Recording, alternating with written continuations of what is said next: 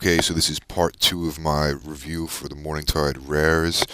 Part 1 we did black and blue already, so today we're going to do green and red. Let's check it out.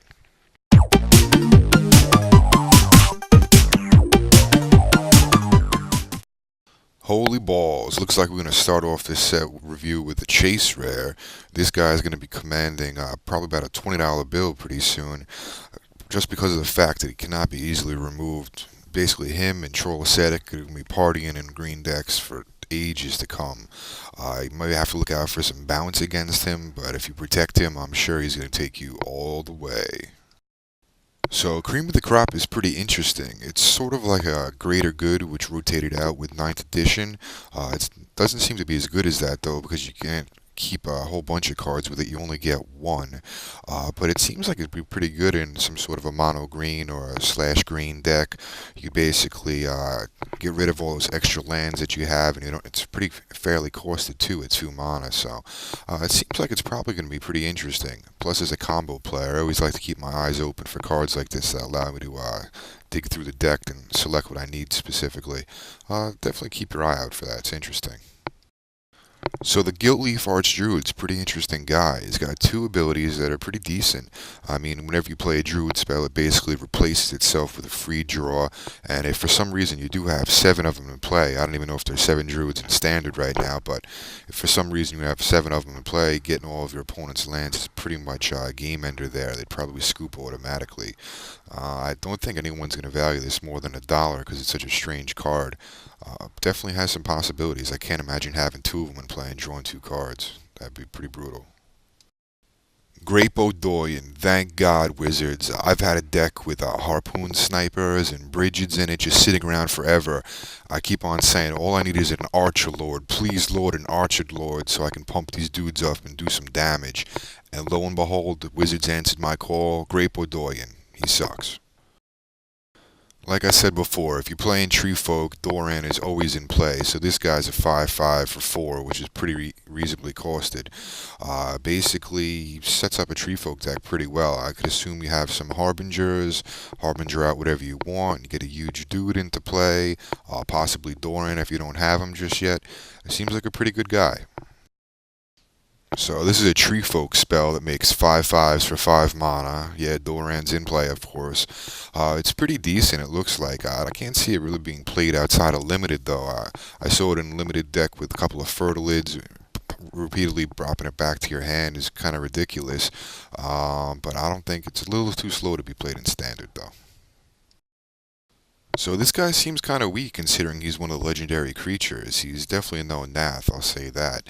And his ability doesn't seem to be very good. If you really wanted to gain life in an elf deck, I'd probably recommend just playing Essence Warden so you don't have to worry about him attacking.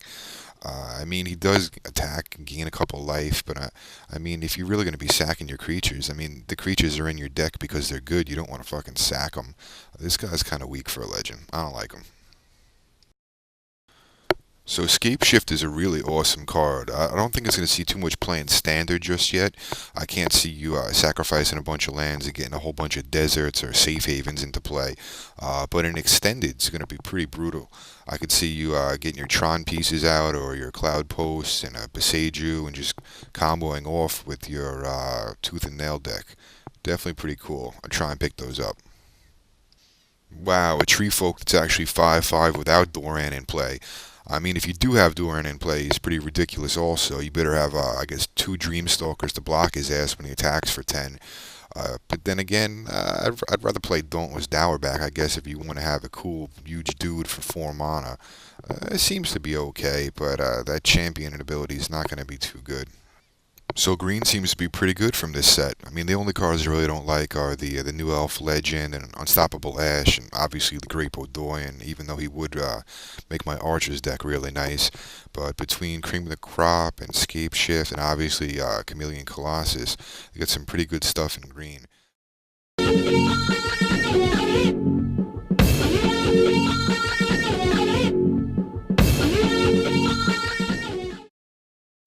So the heavyweights here remind me of the hunted creatures from Ravnica block, except their drawback is a lot worse than them.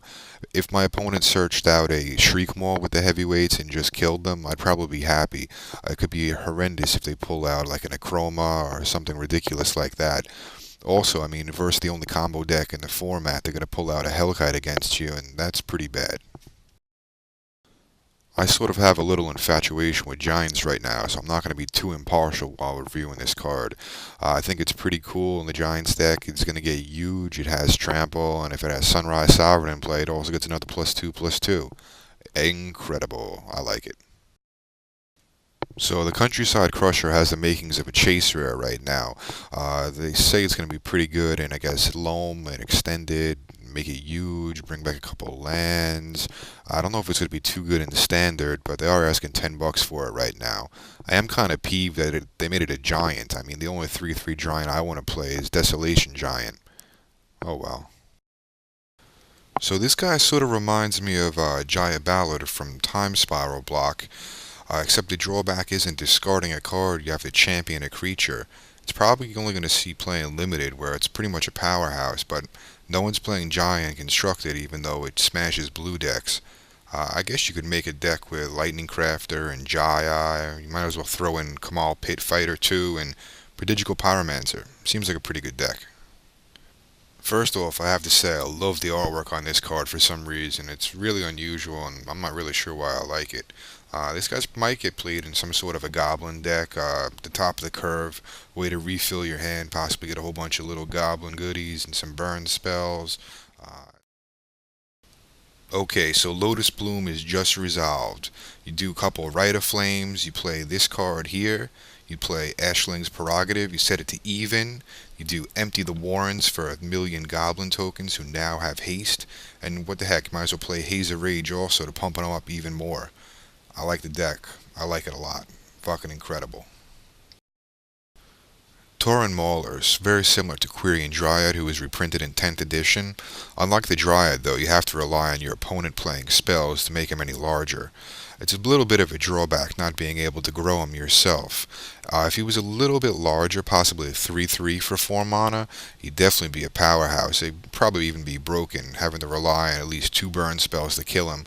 But then again, Black could always just terror him, and you could always bounce him. It's a pretty good creature, though. I'd definitely pick him up.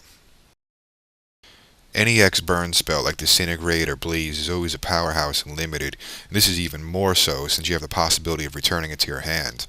Not really many standard decks play spells like this, so I might find a place somewhere, but having to rely on Clash to get it back, it's not always that great of an idea. Okay, so I've got a lot of problems with Vengeful Firebrand. First off, why doesn't he automatically have haste? And second of all, why doesn't he have trample? I mean, this guy's definitely one of the bullets you're going to have to dodge whenever you open up a booster pack of Morningtide. I'm really disappointed with this guy. Why doesn't he have any evasion? Terrible. The Countryside Crusher and the Tauren Mauler look to be the two really good playable rares from Red in this set. If you are interested in any of the other rares, they probably aren't going to be valued too high, so you'll be able to pick them up for relatively inexpensive. Some interesting stuff in Red in this set. I like it. Bring it.